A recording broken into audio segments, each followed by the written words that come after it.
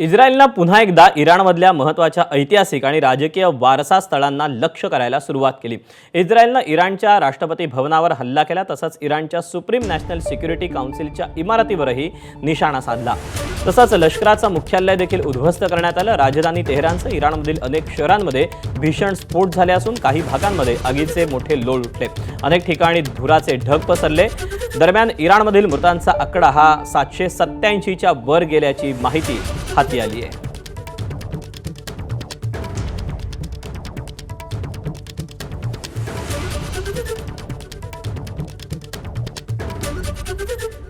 लेबनॉनची राजधानी बैरूत पुन्हा एकदा स्फोटांच्या आवाजाने हादरली।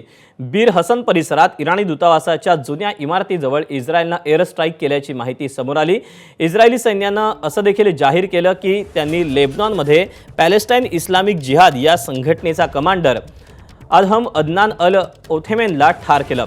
अल ओथेमेन अनेक वर्षांपासून कमांडर पदावर कार्यरत होता आणि इस्रायल विरोधात हल्ल्यांचं नियोजन करत असल्याचा इस्रायलचा दावा आहे।